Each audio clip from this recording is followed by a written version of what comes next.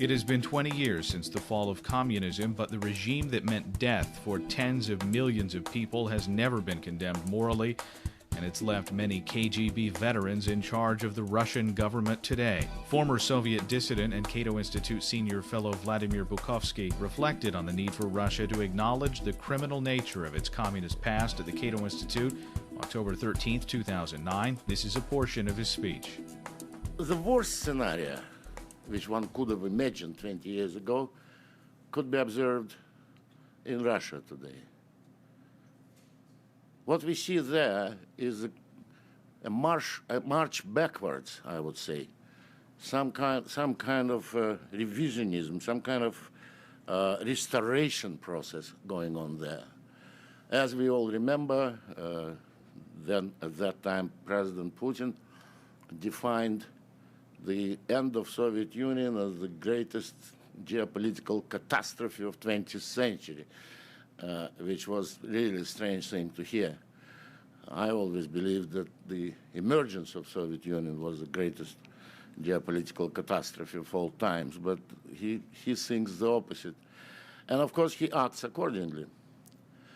For them, for the people who came to power with him, and they're predominantly KGB people, the most important thing is to restore as much as possible of the Soviet system. Of course, they understand that it's not possible to do completely. The time has changed. There are so many things which could not be returned, and they don't try to do that. The country cannot be closed down. With modern technology, with internet, with mobile phones and satellite television, you can't close down the country. And if you don't close it down, you can't restore the Soviet system.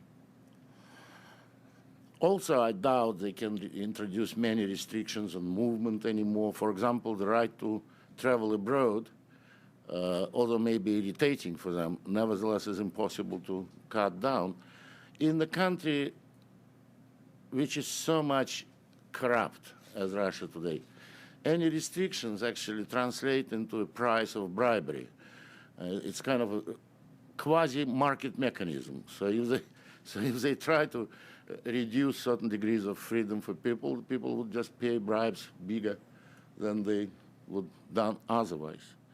So it is attempt, a not very convincing attempt at restoring the Soviet system, but sometimes pretty painful. I mean, elections today are not elections. We all know that. I participated 2 years ago just for fun in what they call presidential elections. It was not presidential elections. It was not elections at all.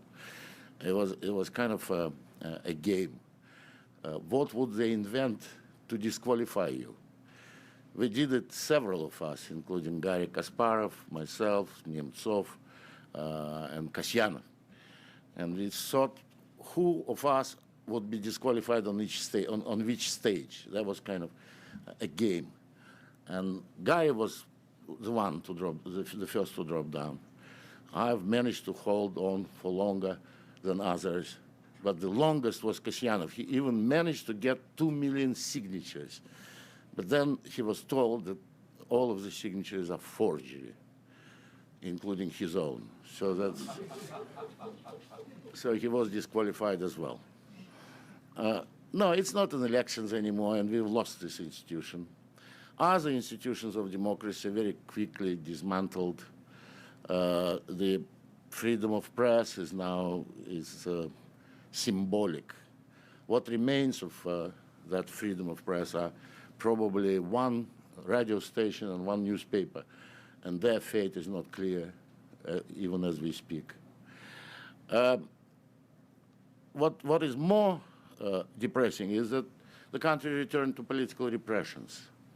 We have today a couple of dozens of political prisoners again, which I thought would never happen in my lifetime.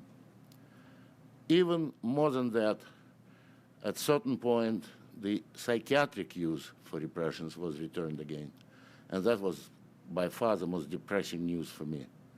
I thought we buried that method of repressing forever.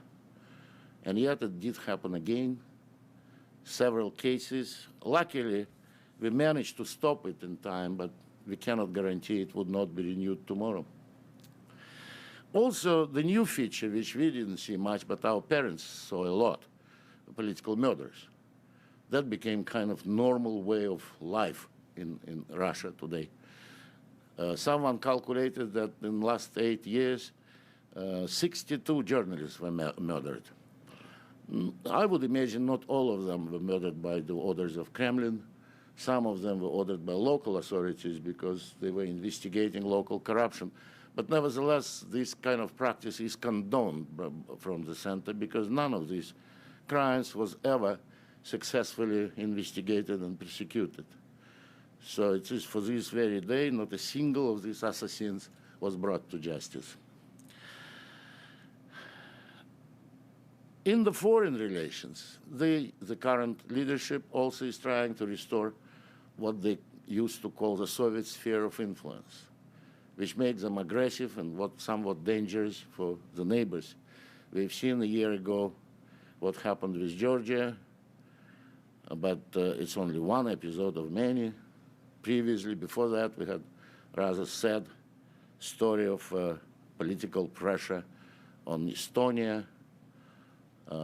Right now, we can observe a mounting pressure on Ukraine because of the coming Ukrainian presidential elections, with all sorts of threats and rumors being circulated.